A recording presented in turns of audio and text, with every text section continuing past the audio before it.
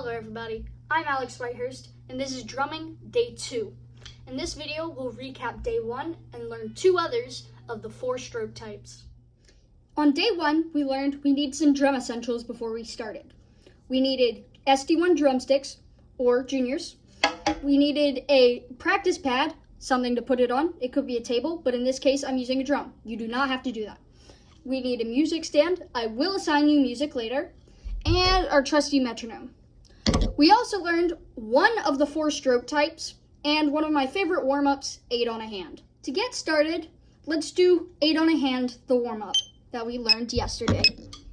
I have my metronome set to 80 BPM. I'll count us off and we'll do 8 on one hand, 8 on the other hand, but we'll do 8 on the other hand and 8 on the other hand again, and I'll do one tap to end. 1 and 2 and 1, 2, ready, go.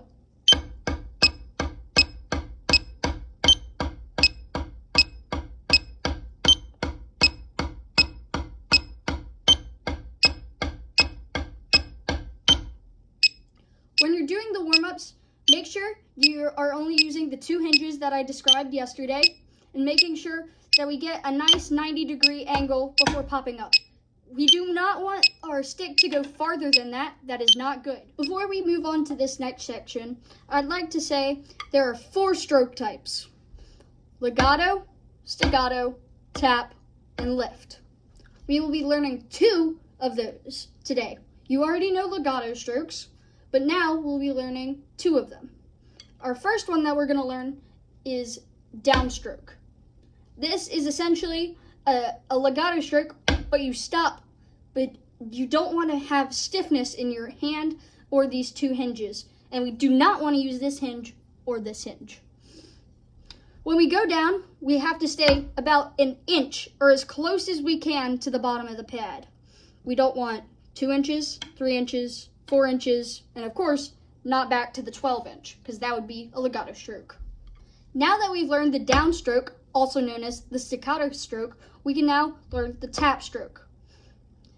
When you go to do the tap stroke, it's like when you do the downstroke, also known as the staccato stroke, but you're always already down here. So you don't have to hit it, but you're already down here. Make sure that your thing is about an inch to the pad, the head, and you do one simple tap and bring it back. But don't make sure it goes any higher.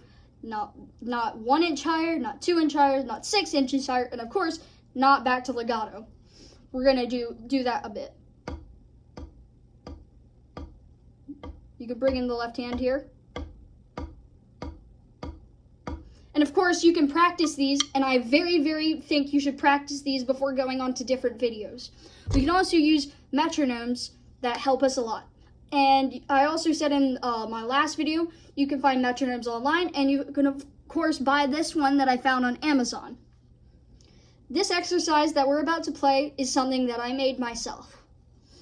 We're at our legato position, but we're gonna do downstrokes or staccatos, and then we're gonna do one tap. Okay, and we're gonna do it with the other hand. It doesn't have to be in any metric area. That means we don't have to play it with a metronome or anything, but we just do that for a couple times.